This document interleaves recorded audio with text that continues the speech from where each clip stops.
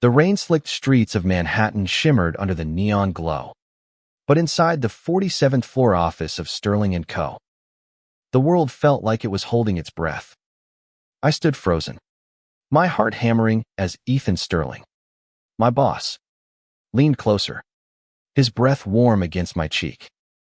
"Stay late tonight, Jamie," he whispered, his voice a velvet command that sent shivers down my spine. I hadn't meant to fall for him.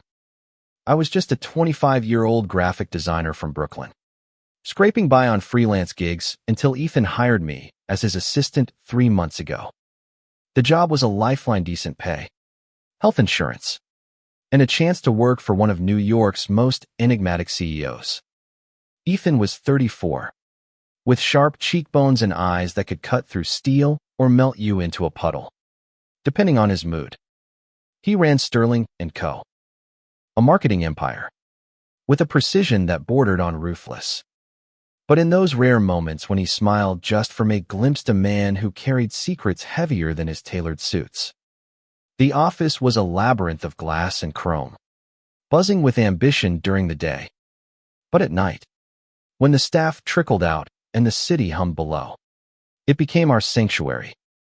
It started innocently enough. Ethan would ask me to stay late to review campaign drafts or organize his chaotic schedule. I'd linger, organizing files, while he'd pour us coffee from his fancy machine, his fingers brushing mine as he handed me a cup. Those fleeting touches ignited something I couldn't name, something I wasn't ready to face. I wasn't out. Not really. Growing up in a small town upstate, I'd learned to keep my feelings locked tight. A survival tactic in a place where different meant dangerous. Moving to New York was supposed to be my fresh start. But even here, I kept my guard up.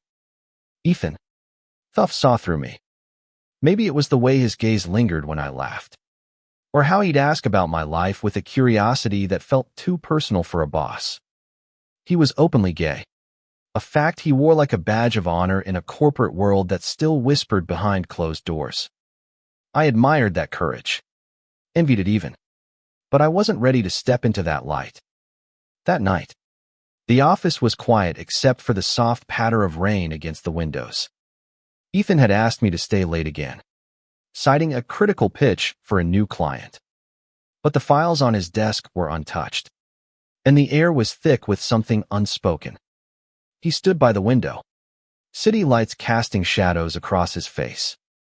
"Jamie," he said, turning to me, "do you ever feel like you're hiding from yourself?"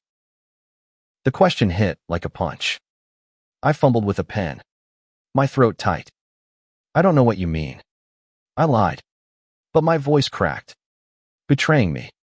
Ethan crossed the room in 3 strides, stopping just close enough for me to smell his cologne cedar and something darker, like a storm. "You do," he said softly, his eyes searching mine. "You're scared. So am I." Scared. Ethan Sterling, the man who stared down boardrooms without flinching, was scared. I wanted to laugh, to brush it off, but his vulnerability pinned me in place. "I hired you because you're brilliant," he continued, his voice low. "But I keep you late because I can't stop thinking about you." My breath caught. The world tilted. Before I could process, his hand grazed my jaw, and then his lips were on mine, soft, tentative, like he was testing the waters of a dream. The kiss was electric, a spark that lit up every nerve in my body. I pulled back, heart racing, torn between wanting to run and wanting to stay forever.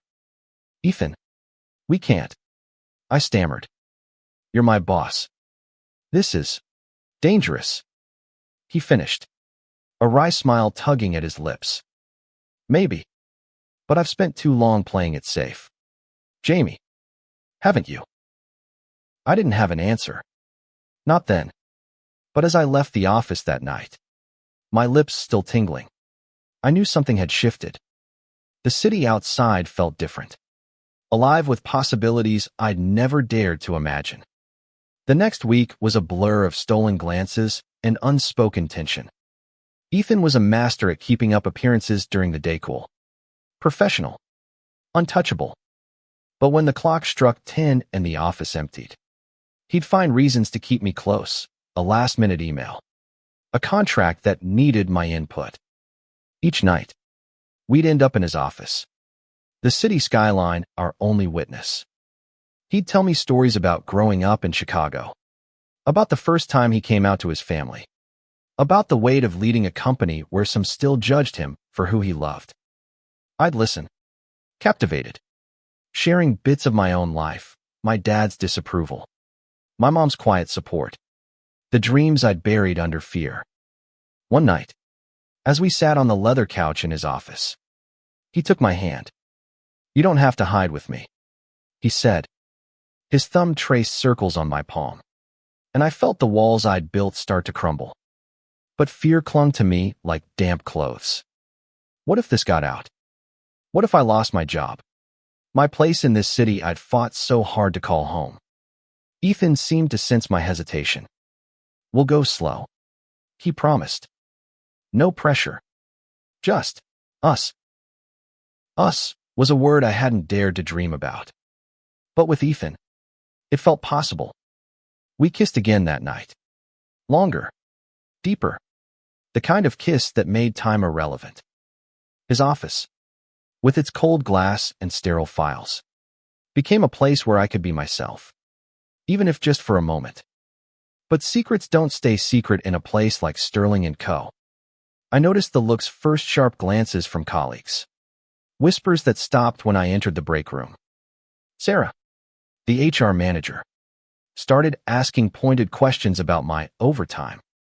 I brushed it off, but the unease grew. Ethan noticed too.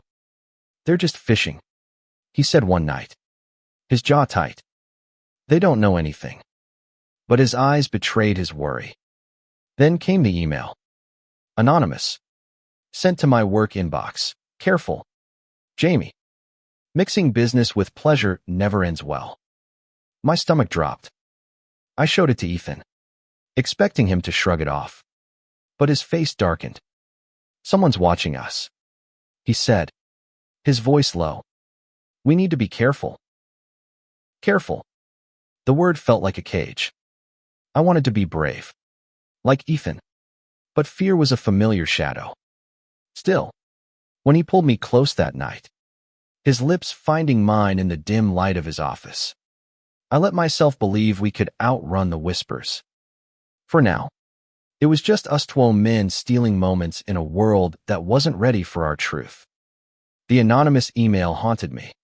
Every time I stepped into the elevator at Sterling & Co., I felt eyes on my back, as if the glass walls themselves were whispering. Ethan, though, seemed determined to keep us grounded. "They want to scare us," he told me one night, his voice steady as he poured us whiskey from the bottle he kept in his desk. "We're stronger than that." But strength was hard to muster when doubt crept in. I started noticing things: how Ethan's meetings with the board dragged on, how his assistant before me, a woman named Clara, had been reassigned after rumors of her getting too close to a client. The corporate world was a shark tank, and Ethan's position as CEO was precarious. Despite his success, being openly gay made him a target. Being with me, his assistant, could be the ammunition his rivals needed. Still, I couldn't stay away. Our late nights became a ritual work, fading into conversations that stretched past midnight. His office a cocoon where the world's judgment couldn't reach. One night, he showed me a photo on his phone, him at 20, standing in front of a Chicago Pride parade, his face painted with rainbow colors. "I was terrified," he admitted, his voice soft. But I refused to let fear win. I wanted that courage. But every time I thought about coming out on my colleagues, my family, myself, my chest tightened. The tension broke one Thursday when Sarah cornered me in the break room. "Jamie, you're spending a lot of time with Ethan," she said, her smile too sharp. "People are starting to talk." I mumbled something about deadlines, but her eyes narrowed. Just be careful, she said, echoing the anonymous email. This place eats secrets for breakfast. I told Ethan that night, my voice shaking. He leaned back in his chair, fingers steepled. Sarah's fishing, he said, but his tone lacked its usual confidence. She's loyal to the board, and they've been looking for leverage against me for years. He stood, pacing, his silhouette stark against the city lights. They don't like that I'm unapologetic. If they find out about us, they'll use it. Then maybe we should stop, I said, the words cutting me as they left my mouth. Ethan froze, his eyes locking onto mine. For a moment, I thought he'd agree, but then he crossed the room and pulled me into his arms. I'm not letting you go, he said fiercely. Not because of them. His kiss was desperate, a promise sealed in the dark. But the world kept pressing in. The next day, I overheard two executives in the hallway, their voices low. Sterling's slipping. One said, too distracted. That assistant of his trouble waiting to happen. My blood ran cold. I wanted to confront them, to scream that Ethan was twice the leader they'd ever be. But fear silenced me. Instead, I buried myself in work, avoiding Ethan's gaze during meetings, terrified that a single look would betray us. That night, he called me into his office. You're pulling away, he said, his voice raw. Don't do this, Jamie. I wanted to tell him I was scared not just of losing my job, but of losing him. Instead, I kissed him, letting the heat of his touch drown out the noise in my head. We stayed like that, tangled in each other, until the clock struck 1. The next morning, disaster struck. An article appeared in a niche industry blog. Thinly veiled but damning, Sterling & Co. S CEO faces questions over inappropriate workplace conduct. No names were mentioned, but the implications were clear. The office buzzed with gossip, and I felt every stare like a blade. Ethan called an emergency meeting with the board, his face a mask of control, but I saw the strain in his eyes. After the meeting, he pulled me aside. They're circling, he said. They want me out, and they'll use anything, Gus. My past. Anything. He took my hand, his grip tight. I need you to trust me. Jamie, can you do that? I nodded, but doubt gnawed at me. Trusting Ethan meant trusting myself, and I wasn't sure I could. That night, another email arrived. End it, or we expose you both. My hands shook as I showed it to Ethan. He read it, his jaw clenched, then deleted it. They're bluffing, he said, but his voice wavered. We didn't kiss that night. Instead, we sat in silence, the weight of the world pressing down. I wanted to be brave, to stand by him, but the fear of losing everything, my job, my future, him, was suffocating. As I left his office, the city lights blurred through my tears, and I wondered if love was worth this kind of pain. The air in Sterling & Co. grew heavier each day, like a storm waiting to break. The anonymous threats kept coming, texts now, not just emails, sent to a burner phone I found slipped into my desk drawer. You're his weakness. Walk away, or he falls. I didn't tell Ethan about the texts. He was already unraveling, his usual confidence fraying under the board's scrutiny. I couldn't add to his burden. Instead, I threw myself into protecting him. I started digging, using my access to the company's servers to trace the emails. Late one night, while Ethan was in a meeting, I found a lead. The emails came from an internal IP address, someone within Sterling & Co. My heart sank. This wasn't just gossip. It was a calculated attack. I confided in Maya, a junior analyst and the only person I trusted in the office. She was queer too, with a quiet strength that reminded me of Ethan. Be careful, Jamie, she warned. her eyes scanning the empty cubicles. This place is a viper's nest. If they're targeting Ethan, they won't stop at you. She helped me narrow down suspects, pointing to Richard, a senior VP who'd clashed with Ethan over company direction. He's got motive, she said. Ethan's success threatens his ego. Confronting Richard was out of the question, was too powerful. And I was just an assistant. But I couldn't sit still. I started watching him, noting his late-night meetings, the way he lingered near Ethan's office. One night, I caught him slipping a flash drive into his pocket after a board meeting. My gut told me it was evidence, but I had no proof. Meanwhile, Ethan and I clung to our stolen moments. One night, he pulled me onto the roof of the building, the city sprawling below us like a sea of stars.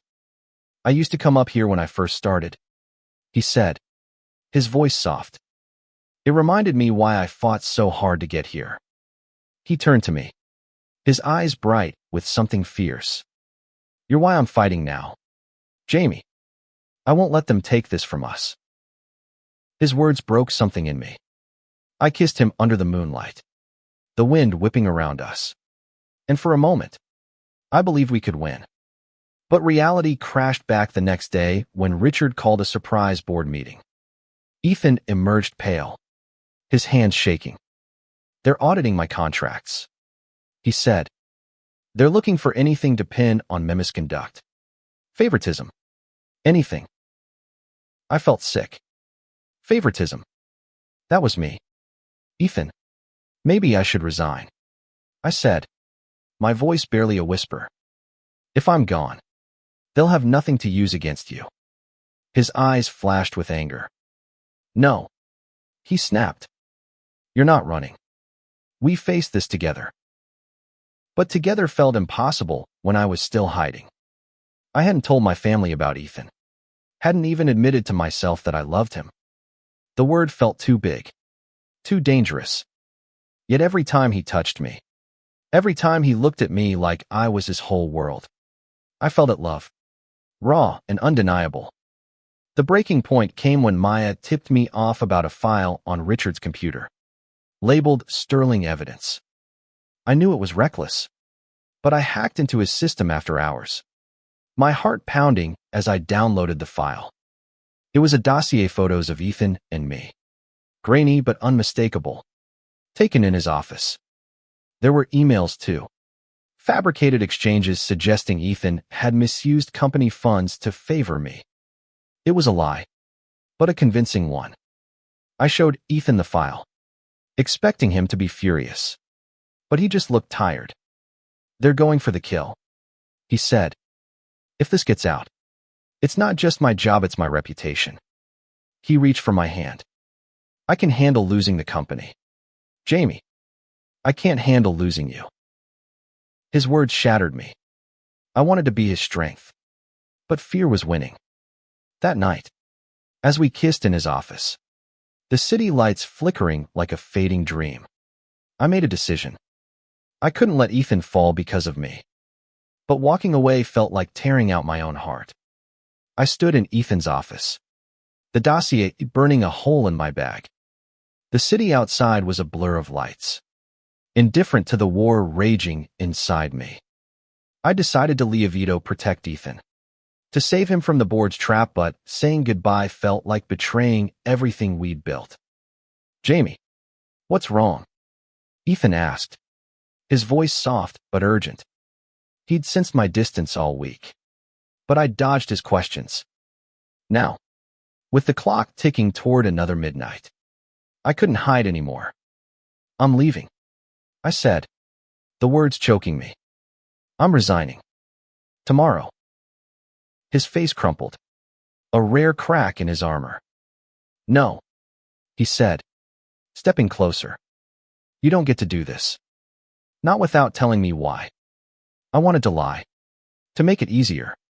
But the truth spilled out: the dossier, the photos, the fabricated emails. They're using me to destroy you, I said, tears stinging my eyes. If I stay, they'll ruin you. Ethan's jaw tightened, but his eyes were soft. Let them try, he said. I've fought worse battles than this. He pulled me into his arms, his lips brushing my forehead. You're worth it, Jamie. You're worth everything. But I wasn't so sure. The next morning, I submitted my resignation to HR. Sarah's smile was smug, as if she'd won. I avoided Ethan's office, knowing one look would break my resolve. By noon, the news had spread. Whispers of scandal and poor judgment followed me to the elevator. I thought I'd escaped, but Ethan caught me in the lobby, his eyes blazing. You don't get to run, he said, grabbing my wrist. Not from me. Not from us. Before I could protest, he pulled me into a side office and kissed me, fierce and unyielding. I love you, he said, the words raw and real.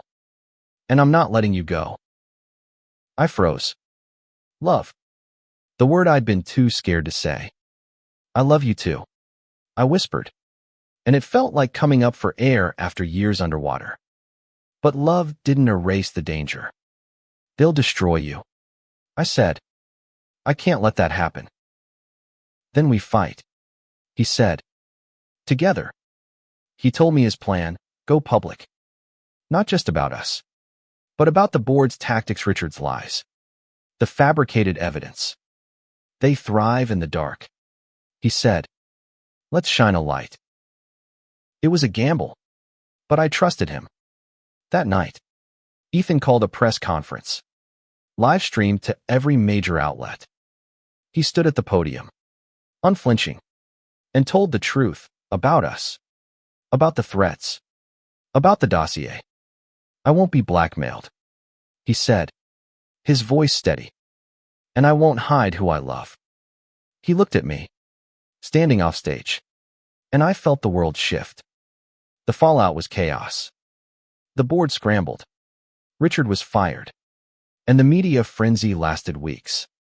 But Ethan was untouchable, his honesty disarming his critics.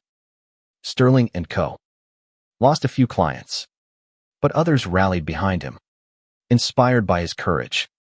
I stayed, not as his assistant, but as his partner in work and in life. 6 months later, we stood on the same rooftop where we'd kissed under the moonlight. The city sparkled below, and Ethan slipped a ring onto my finger. No more hiding, he said, his smile brighter than the skyline. I nodded, tears in my eyes, and kissed him, knowing we'd faced the worst and come out stronger. Our love wasn't just a secret stolen in late-night offices. It was a truth that changed us. And maybe, in some small way, the world around us. We'd fought for it, and we'd won.